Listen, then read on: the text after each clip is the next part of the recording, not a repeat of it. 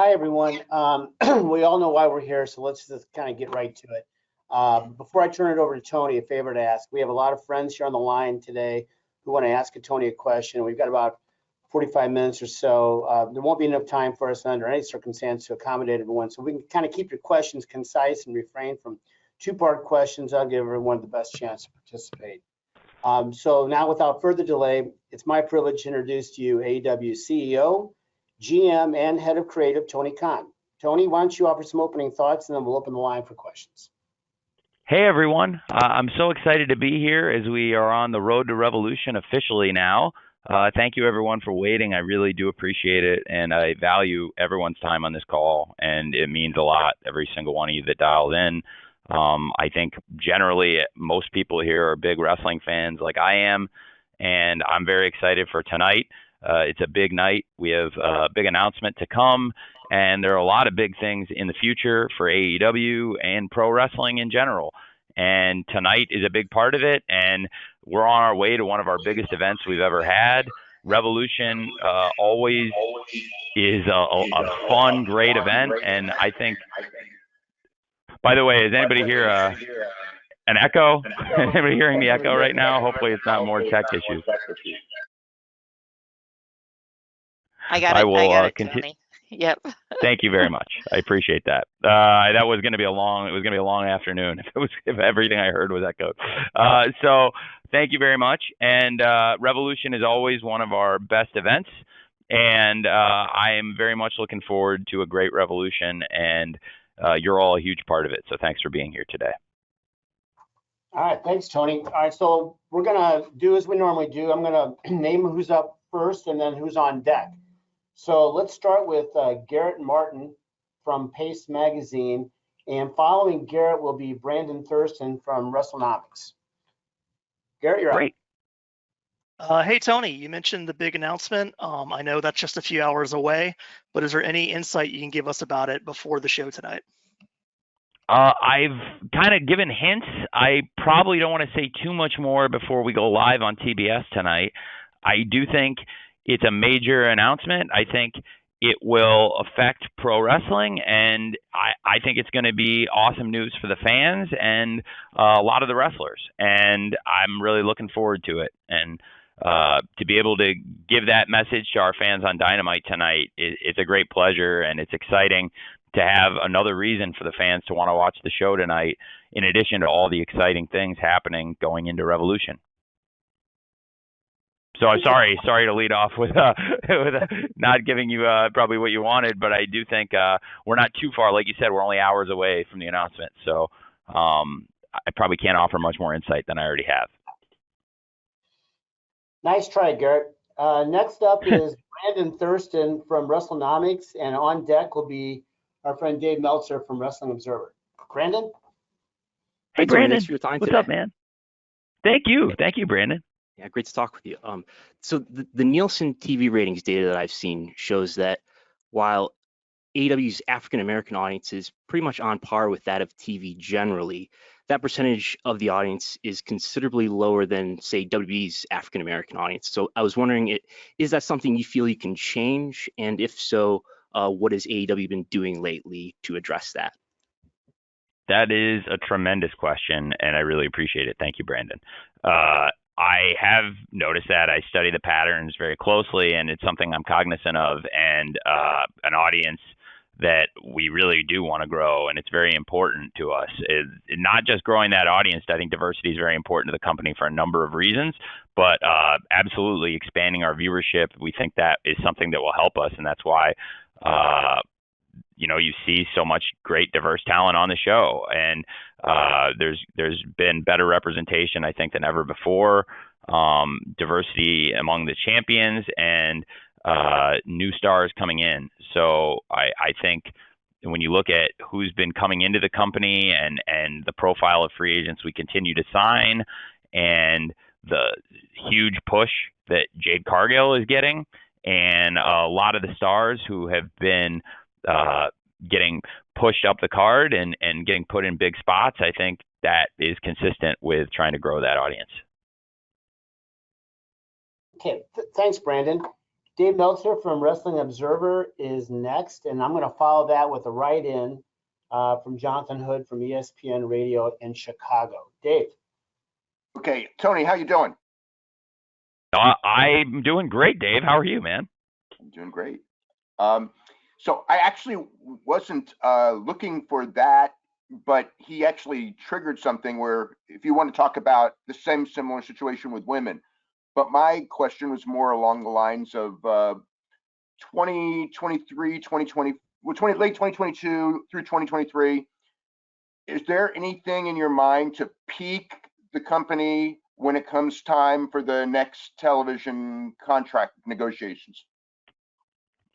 Yes, there is definitely a goal to be as strong of a company or the strongest company we've ever been when it comes time to sign a new TV contract. And I think that could happen at any time if we were to renew, and I love where we're at, so that would be great. And I think that they're very happy with our performance. You know, certainly Dynamite has been so strong since it moved to TBS. Every single week since the premiere, we've been in the top 3 on cable, and we've had huge growth year over year with the move to TBS. And I think that we'll continue to keep a great audience for the next few years, and hopefully we'll be in the strongest position we've ever been in whenever it comes time to sign a new contract. Okay, thanks, Dave. So, Tony, here comes a write-in question from Jonathan Hood from ESPN Radio in Chicago, and I'd like to ask Amy Nemedy from WrestleJoy to be ready to be on deck. Jonathan's question is: other than the recently announced dates, do you foresee AEW emanating from other Western or Mountain Time venues, including Canada, in 2022?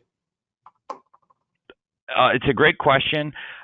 You know, obviously we have announced Double or Nothing coming to Las Vegas, and after Double or Nothing, our TV is coming through Southern California with Dynamite at the Forum June 1st, and with Rampage coming to Ontario on on June 3rd, and we'll be at the Toyota Center for that event. And I do look forward to hopefully doing more shows on the West Coast and the Mountain Time zones. We have been to Denver in the past and Salt Lake City before the pandemic, and I think there are more opportunities to get out and travel. You know, a lot of the dates we've been doing since we got back on the road last summer have been making up dates that were already scheduled, and we even still have, you know, some out in front of us. Like New Orleans is a great example of a city we were scheduled to be in before the pandemic and are going back now. And there are still some others that we had planned to hit before that we're going to go back to that we never made it to. And I would love to go back and hit some of those cities as soon as we can. So yes, that is definitely a goal for us. Fantastic. Thanks, Jonathan, for the write-in. Amy Nemedy from WrestleJoy is next, and she will be followed by Greg Oliver from Slam Wrestling. Amy, you're up.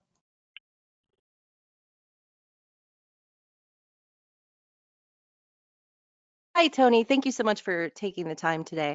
So AEW Revolution has an incredibly stacked card. By and large, people have been saying this is perhaps one of the best cards that you've been putting out. With Revolution, where we have CM Punk, MJF, Hangman, Adam Cole, Britt Baker, Thunder Rosa, etc., is Revolution going to be a show that we can look to sort of set the tone heading into the year for AEW? Absolutely, yes. I do think it will be. That's a great question, Amy, and I do really look forward to Revolution. I think exactly like you said, setting the tone for a great year. Ever since we started with the first Revolution in Chicago at the Wintrust Arena, February 29th, 2020, that was one of the strongest cards we'd ever had. I think it delivered and was one of the best shows we've ever done. And now people have come to expect great matches from Revolution. And I think absolutely this could set the tone for a great 2022. And it's awesome to be, you know, back on the road in Orlando, in a city where there are so many great hardcore wrestling fans, and also a great travel city where people can come, and there's a lot to do, a lot with AEW, obviously. We got dark taping tomorrow, and the Rampage live show on Friday, which is going to be a great card, and I've got more to announce for it that people don't know about yet. And also the Fan Fest on Saturday, all leading to Revolution. And the card itself, like you said, is one of the strongest ones we've ever had, which is consistent with the Revolution brand. And our pay-per-views in general, that we try to put the strongest cards possible. And I think that's why we have such a great loyal pay-per-view audience. So yes, I do expect Revolution can set the tone for 2022 with a great show. Thanks, Amy. Indeed. Thank you, Amy. Greg Oliver from Slam Wrestling is next, and that will be followed by a write-in from Rachel Gagliardi from Don Trelacorde. Greg? Hey, Tony. It's great to be talking today. How are you? Great. Thanks for talking to me. Great. I was going to ask you, we've seen the AEW roster grow in leaps and bounds in the last couple of years. And unfortunately, on the other side of things, you can't have everybody in the wrestling industry. So some people have to go. I wanted to know, how is it managing such a huge roster? And also, if you could comment on, he was there since the very beginning. He was integral in the formation of the company. What's your comment on unfortunately, Cody Rhodes leaving AEW? Well, it is challenging to manage such a huge roster, and it's a good challenge because I think we have the best roster in professional wrestling right now, and there are so many great stars on it, and I'm always excited when we can strengthen it and bring new people in, and I am very, very pleased that we've had such a great partnership with TNT and TBS that we had 2 hours of Dynamite, and that has been even stronger since it went to TBS, and that they gave us another show with Rampage on TNT, and it gave us more opportunities to showcase talent, and that has also gone very well. And we've consistently been one of the strongest shows in our time slot, sometimes the strongest show in our time slot. And it bodes really well for us, and I think could mean more opportunities in the future for the roster we have. And in the meantime, there's so many great talents to develop, and constantly looking within for people ready to step up. And then you asked about Cody. It was very sad to see Cody and Brandy leave AEW, and I've gotten asked about it a number of times, and I haven't said much, but what I do have to say is positive, and I really appreciate both of them and what they did for us as we got started and through the growth of the company, and wishing them the best. Thanks, Greg. Okay, now we're going to do a write-in here from Rachel Gagliardi from Donna Trelacorde. Rachel asks, we finally have Dr. Britt Baker against Thunder Rosa for the AEW Women's World Championship, a clash between two amazing performers. And I was wondering what we must expect from this match, and especially from the future of the women's division after what we could already call match of the year. Well, I think you can expect a great match from them. It's been a great rivalry, and I expect that the two names will be closely associated together. Certainly in recent wrestling history, they had the PWI Match of the Year, and many people have called it the Match of the Year. I was on Busted Open Radio earlier. Dave LaGreca said it was his favorite match of the year, too.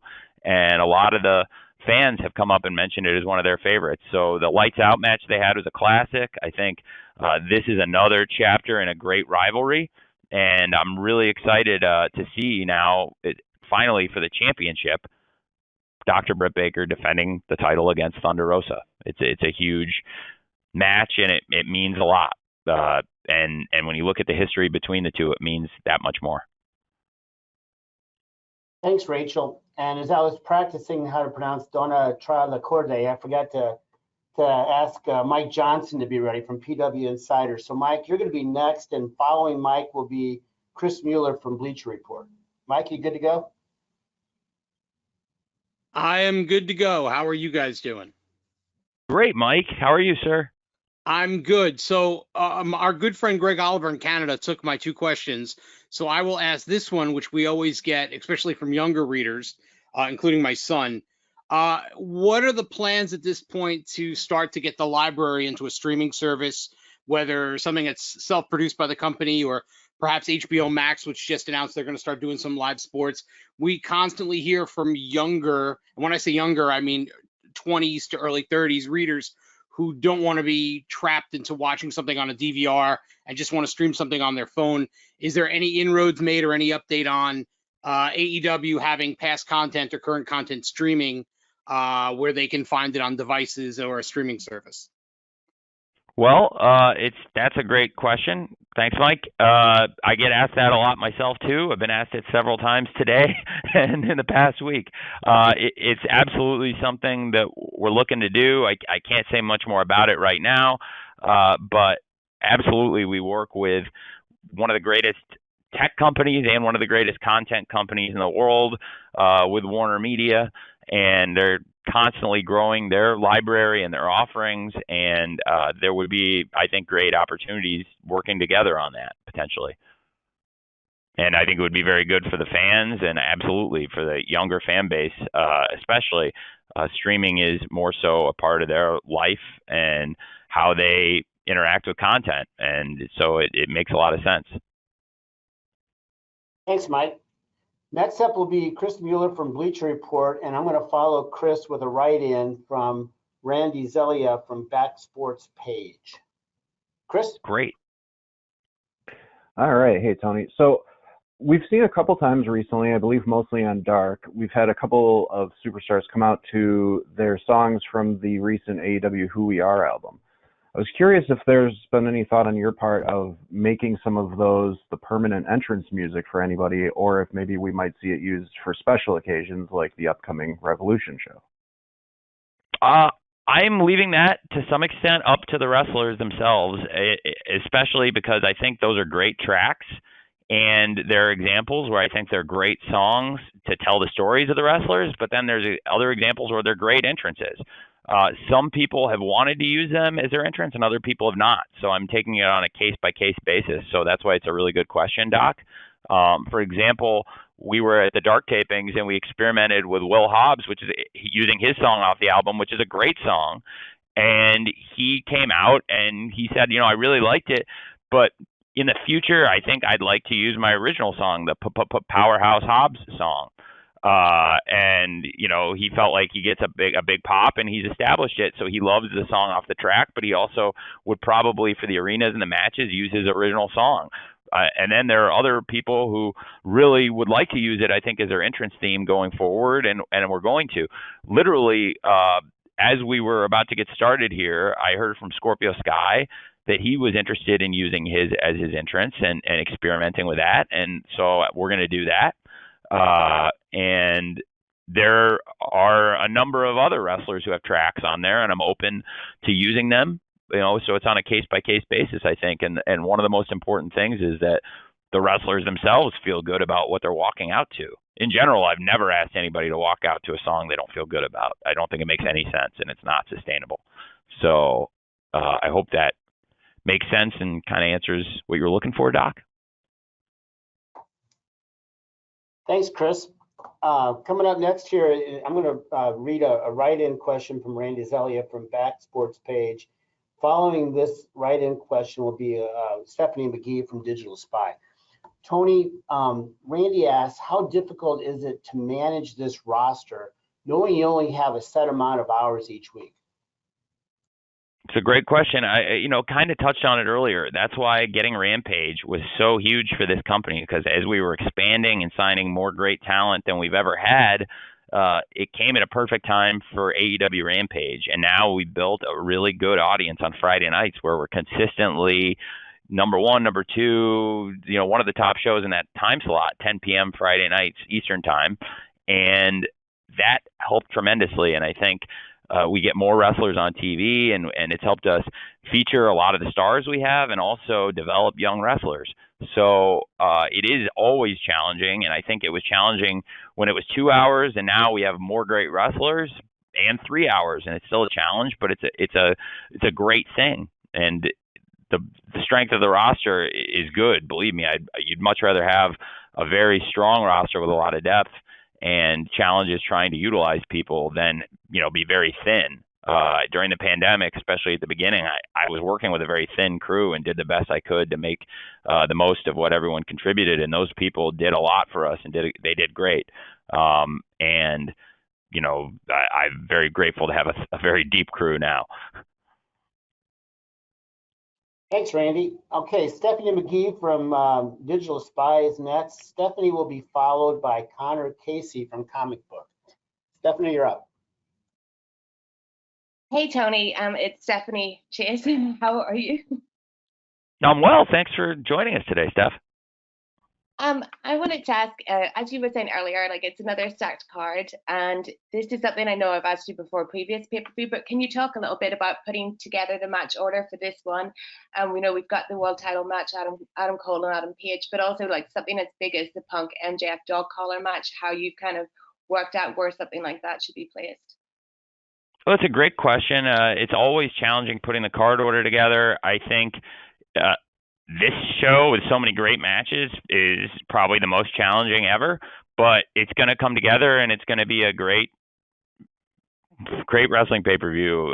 Bell to bell, the thing's going to be stacked start to finish, and it's as much awesome action as you can get in 4 hours, and I think everyone hopefully will get their money's worth, and I expect it to be a great show, and the match order is definitely something to put a lot of thought into that I always think a lot about. And for this show in particular, it's going to be challenging because we have so many great matches on the card, but it's, again, same as what I was saying about depth earlier. That's good. You want to have a really strong card where you need to think about the order. And so that's one of the reasons I'm so excited for this show. I think it's as deep and strong of a wrestling card as we've ever put together. Thanks, Stephanie. Following Connor Casey, I'm going to take another write-in question. So Connor, you're up next, and then I'll have a write-in to follow. Connor? Hey, Tony, appreciate you taking the time. You guys announced that Double or Nothing will be taking place at Las Vegas's T-Mobile Arena rather than the MGM Garden Arena like you did previously. Is this a sign that you guys are targeting bigger venues for your pay-per-views going forward? Well, it is. I think, you know, we're still looking at a variety of venues, but I think that's a great venue for us. It's a premium pay-per-view, and I think absolutely looking at big venues, and T-Mobile is a top modern sports venue, and I think we had been at the MGM Grand, and that's a big venue too, and it's one of the biggest ones we've ever run. T-Mobile is a little bit newer and a little bit bigger, and I think we were looking forward to the challenge. So in this case, yeah, absolutely. Okay, thanks a lot, Connor. I've got a write-in question here from Eleanor Line from Eleanor Wrestling, whose question is probably the same question a lot of others have. Are there any plans for AEW to come to the UK in the near future? Well, that's another great question, and I don't have the exact dates. It's absolutely something I'm looking to do. Nothing I could officially announce today, but in particular, Craven Cottage is a venue where I would love to bring AEW. It's my favorite place in the world, and I can only imagine how happy it would make me to bring two things I love so much together in AEW and Craven Cottage, and for worlds to collide. I just think it would be really special. Jim, you know, I'm not trying to draw you into this and knock you off your moderator duties, but you know, I know you love the Cottage too, and it's just such a special place in the heart of the Fulham family, and I just think it would be really cool, and I would love to bring the Fulham family and the AEW people together. I think it would be neat. But I would also love to travel throughout the UK, and I have traveled extensively in England and the UK. I've driven pretty much all over the country of England, going to away matches and business meetings as the general manager and director of Fulham football. And so absolutely, it's something I really want to do. I just can't officially announce anything to you all today on that. I can announce other things today, but that's not what I'm going to get into today exactly. Well, thanks, Tony, and I totally agree on Craven Cottage, home of top of the table Fulham Football Club and Sky the Championship, heading toward promotion. Nick Hausman from Wrestling Inc. will be next. And I'm going to follow Nick with Jason Powell with Pro Wrestling Net. Nick, are you good to go?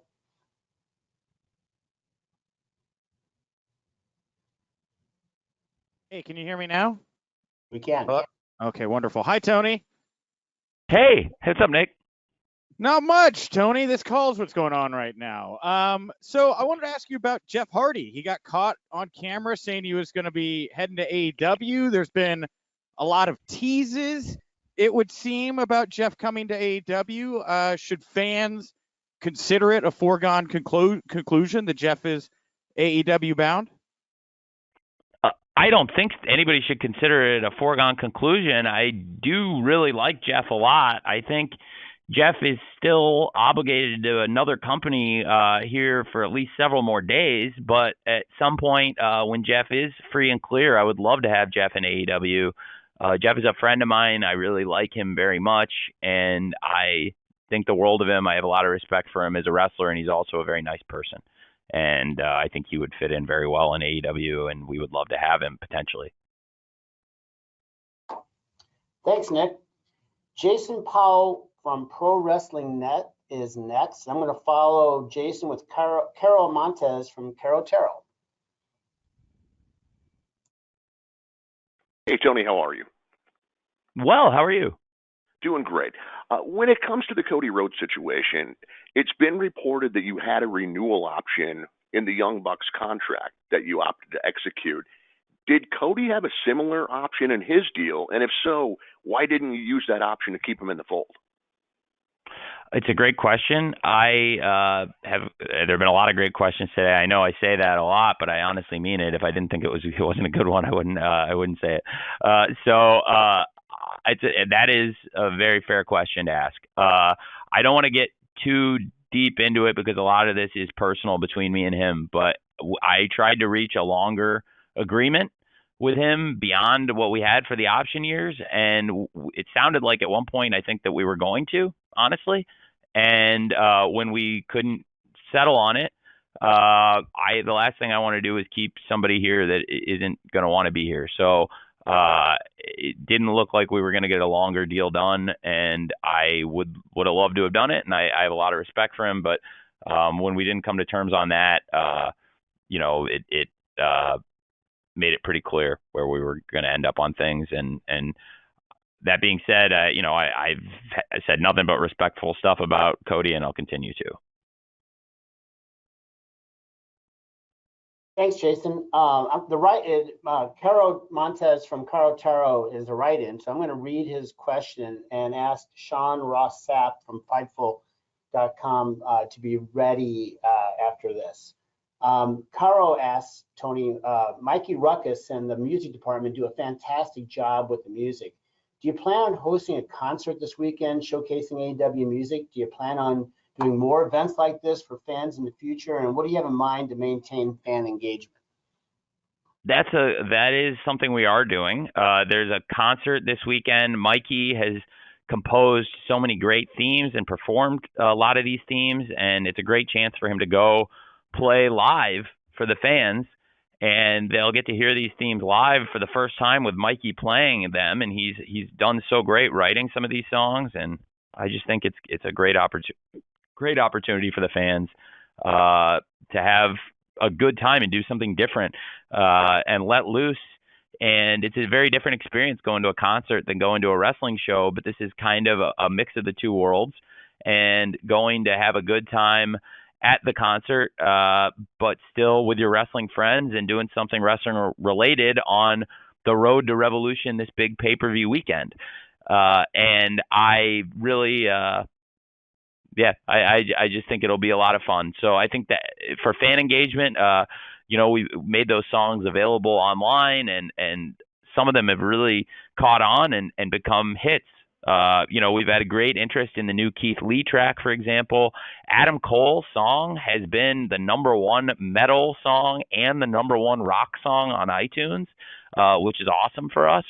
And it bodes really well for Adam Cole and for our music department. And so Mikey does a great job, and I think we'll continue to put out more great themes.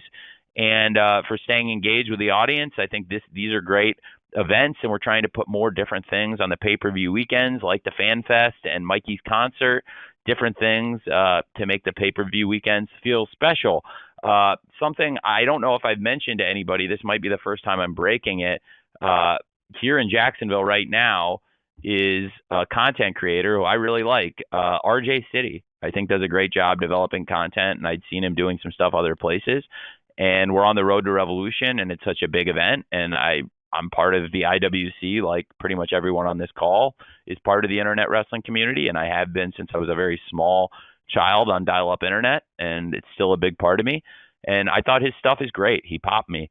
And so he's here to create content on the road to Revolution, and that's more great stuff we can do to engage with the fans as we try to get people pumped up for Dynamite tonight and Rampage Friday. And there's going to be a great card for Rampage Friday for everybody who's got tickets for that. And then, of course, Sunday Revolution. It's going to be a great week. Thanks, Carl, for that write-in.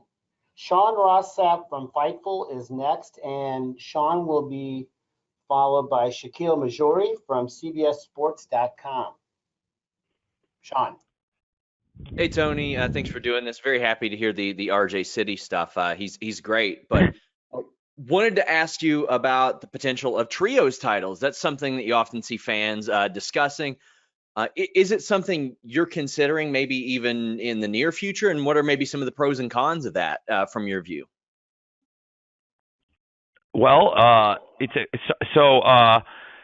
sorry. For a second, Nick, I got a bit of static when you asked your question. So I heard. I'm sorry, Sean. Sorry. So when you said, can you go back? I heard you mention RJ City, and then I got a bit of static when you were talking. Sorry. Yeah, a lot of fans have asked about trios titles. Or have you considered bringing? Okay, those that's in what you perhaps? said. Sorry. Yeah. That's it. Okay, trios titles. So thanks, Sean. So I definitely think it's something that there's a lot of interest in. I've seen that, and we have a lot of great trios here. I am very interested in it. I'll be 100% honest with you. This is the most blunt answer I could give. I'm much more receptive to doing it when Kenny Omega is back, because I think that is going to happen. And when Kenny Omega is back, I think the trios division is that much stronger. We could do a great tournament now and have a great trios division, but I think he would make it that much stronger. And I have so much respect for him, and I think he was such a great world champion for us. And I think we could have by far the best trios division anybody could put together with how strong our roster is and how many trios are already together and have experience working together. And I would love for Kenny Omega to be a part of it. I didn't expect to answer that question, I didn't expect to answer that today. But since you asked and it's such a good question, Sean, I'll give you a really blunt answer, man. Hey, thanks, Sean.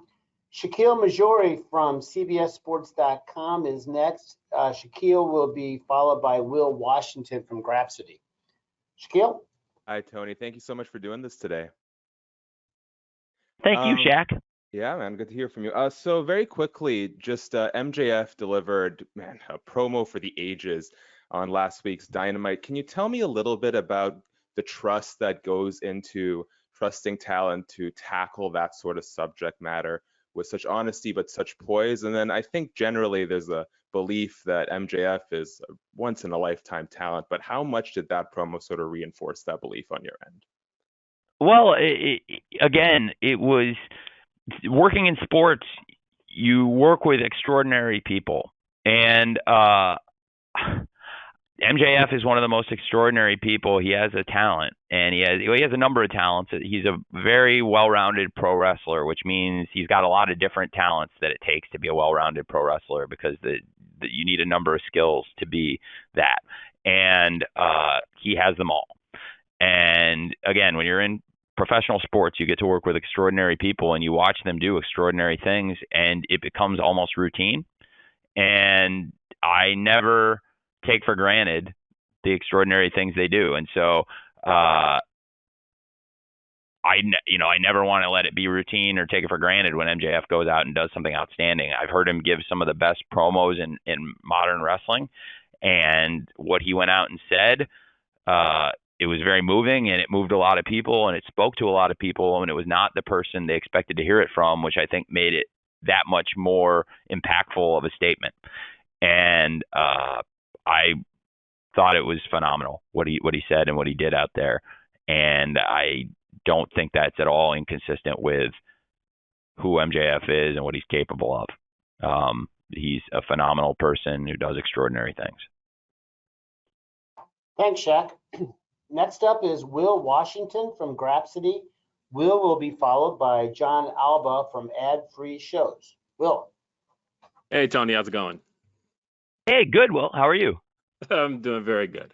And I'm also really looking forward to Revolution. I think the card looks amazing.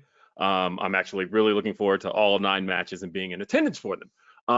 But one of the most anticipated matches on the card is the showdown for the women's world title between Thunder Rosa and the champion Dr. Britt Baker, DMD.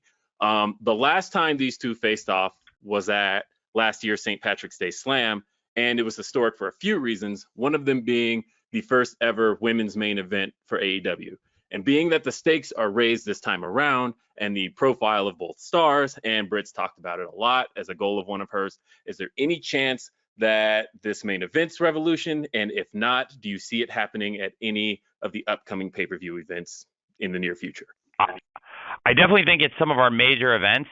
Britt has main evented some of the biggest events in the history of the company already. Britt was a main eventer against Ruby Soho at the Grand Slam, which was the biggest event we've ever had in terms of fan attendance and mainstream attention. Britt was the main event of the first St. Patrick's Day Slam against Thunder Rosa. They were the main event, like you said, in that historic show, and that was the first ever Dynamite women's main event. And then the first ever Rampage episode, Britt versus Red Velvet in Pittsburgh, was the main event of our first show we ever had, and that was a world championship match also. So she has main evented so many of these huge shows, and time again she's delivered. So I have worked on the card order, and right now that is one of the key pivotal matches in the card. It is not what I have going on last, but it is one of the biggest matches we've had, and many of the best matches in AEW history were on pay-per-views and not necessarily the very last match, although a lot of those last matches have been great too. So it's definitely something I am open to, and obviously having had Britt and Thunder Rosa in the first St. Patrick's Day Slam main event. Again, just to reiterate, having had Britt and Red Velvet in the first ever Rampage main event, period, and having had Britt versus Ruby Soho in the first ever Grand Slam main event, and then also Britt versus Riho in the first ever Battle of the Belts main event. So a lot of these signature cards, we've seen Britt defending the title, and now this is the toughest test I think she's faced as the champion or as a pro wrestler. It's a huge match. There are a lot of main events on this card. Anything really, I think, on this show almost could main event it. In this case, as Hangman has worked a really long time, and that has been a story that the fans have followed for a long time. And now Adam Cole is a top contender. I believe Hangman's match quality, bar none. I would have no exceptions to this since he won the title. Nobody has had better matches. The 2 matches he's had with Bryan Danielson and the Texas Death Match with Lance Archer have probably been 3 of the best matches we've had in the company since he won the title, if not the single 3 best matches in the company since he won the title. So I am going to give him that spot and Adam Cole that spot and ask them to go out and have a great match as best they can. And I have not talked on this call as much about Adam Cole, but I could talk to him, could talk about him at length. Excuse me. I saw he told fans in an interview, gave an on-record quote that when I went to sign him, I was on the phone with him for 4 hours and 15 minutes or more than that even. and that is absolutely true. And I really believe in Adam Cole. I think I mentioned his song and how popular it is briefly, but the wrestler is also a huge part of AEW. So that is what I have planned as the final match, and I'm really excited for it. And I'm also very excited for Dr. Britt Baker and Thunder Rosa. I think all the matches are going to be great. I'm being probably very forthcoming in that answer, but I wanted to give you an honest answer now about what I'm thinking on the card order, and I think that there are also a number of other huge matches that night. Obviously, Britt versus Thunder Rosa is one of the real selling matches on this card, that world title match, but also the dog collar match with Punk versus MJF, Moxley versus Danielson, Kingston versus Jericho, and so many others, in addition to all the great championship matches and matches with championship implications. So it is probably the most challenging card to put an order on that I've ever had. But yeah, in this case, I am planning for Hangman versus Cole to go out there last. Thanks, Will. Tony, you got a few more minutes for a few more questions? Or we running Love out? it. Yeah, please. I would love to. Yeah. Okay, just want to make sure you're good with your time. So John Alba with ad-free shows is next. Then I'm going to do a write-in from Clara Stanley from One Stop Wrestling. John. Tony, thank you as always for taking the time. Hope your day is treating you well. Looking forward to being at Dynamite tonight and at Revolution this weekend.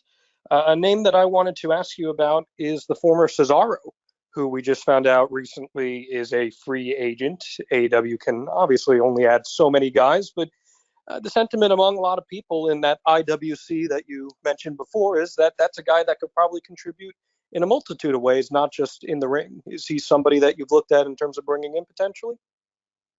I do like him a lot. And I have to say, I've met him many years ago, and he's a real gentleman, Claudio. I have a ton of respect for him as a pro wrestler. I think he's a great athlete. He's a phenomenal athlete. Let's be honest. His strength is,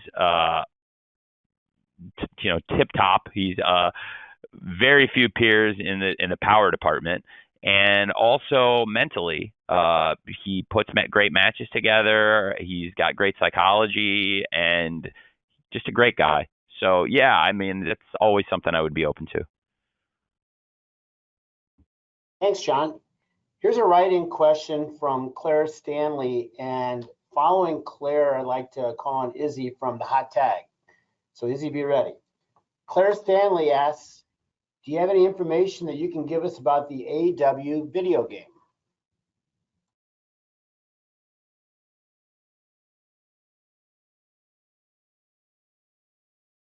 No, sorry, Jim. I had a bit of static on the line. So what about the video game? Sorry, Jim. Just do you have any update that you can share with everybody? Update. Got it. Sorry.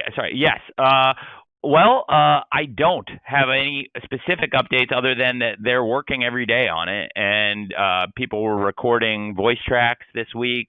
I think at AEW Dark, we'll be recording some content. So anybody who's at Dark, you may end up in the video game as doing some chants. We'll be asking the crowd to give us a hand there, getting maybe even with some people who aren't there, getting their chants in the game. Just that'll be a lot of fun. And we're plugging away. So the console game is still on track, and I'm hopeful that we'll be able to give more updates on it soon. But it's been a major investment, and it's something that really is looking to pay off in a major way for us, I think, with all the interest in it. Thanks, Claire. Okay, I'm going to go with Izzy from the Hot Tag, and we're going to complete today's session with Bill Pritchard from WrestleZone after Izzy has her moment here. So Izzy, you're up. Hi, Tony. How are you? Hey, I'm great. Izzy, how are you? I'm doing great. Thank you so much for asking, and thank you so much for taking the time today. I'm really excited to be talking to you. Now, this is the first major pay-per-view without Cody Rhodes being a part of AEW. We know the huge impact Cody has left on AEW, so does the roster and even yourself feel pressure to fill that void without the American Nightmare being present?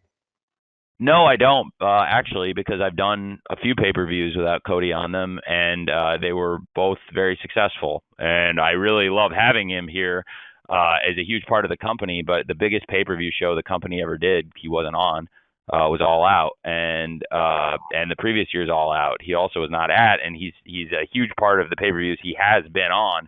But I know we can do a really good pay-per-view without him on the card. But he's also great when he's been on the cards. So in that sense, no, I don't, because actually All Out, I think, is probably the best show we ever did.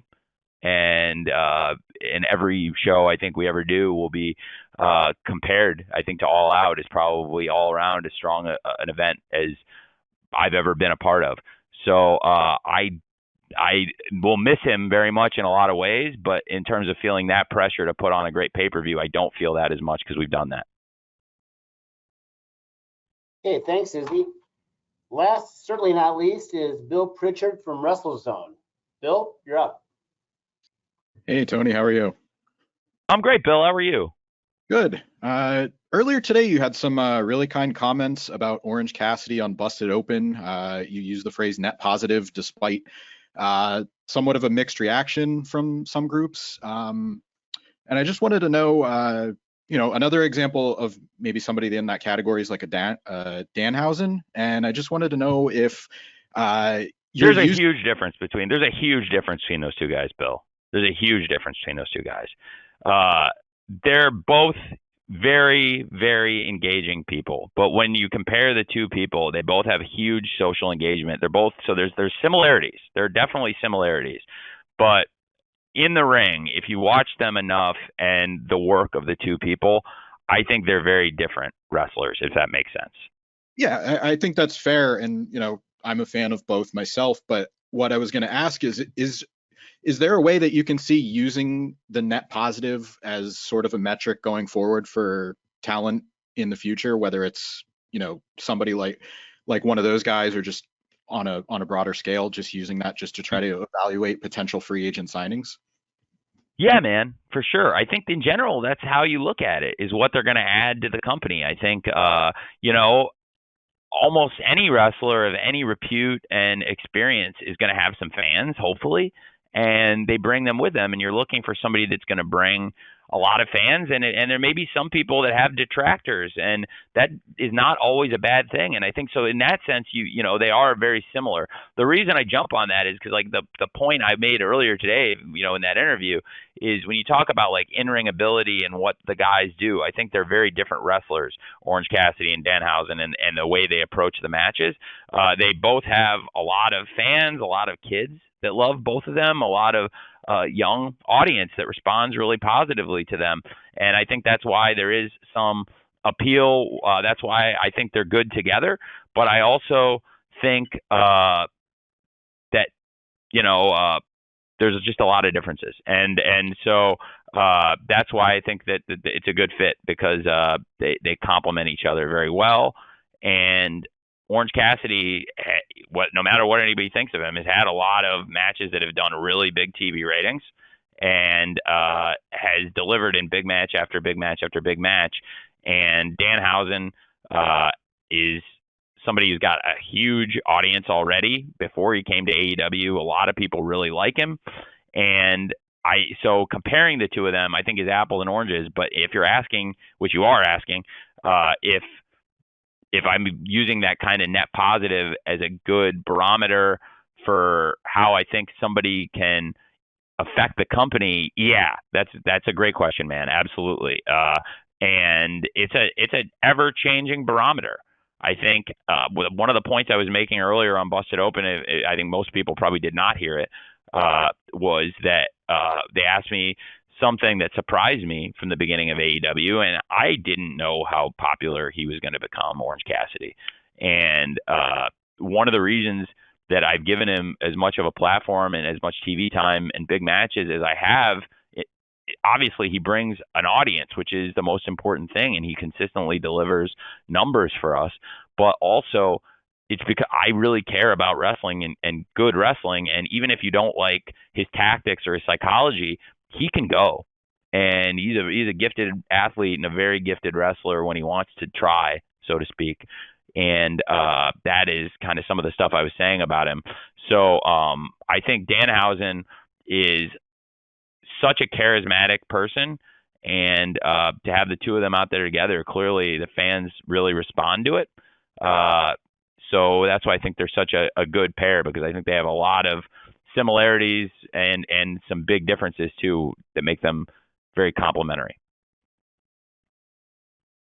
Okay, thanks, Bill, and thanks, Tony, and thanks to everyone. I wish we had more time, but the clock is unforgiving, especially with Dynamite ahead in just a few hours. So with that, again, Tony, thanks for hanging on and getting us through the technical difficulties. And on behalf of everyone, on behalf of Tony and everyone at AEW, our sincere thanks, not only for attending today, but for your continued interest in AEW and your passion for wrestling.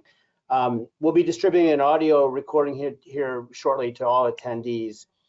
So be looking for that. And then, until we meet again, perhaps in Orlando for Revolution on Sunday, we wish you the very best.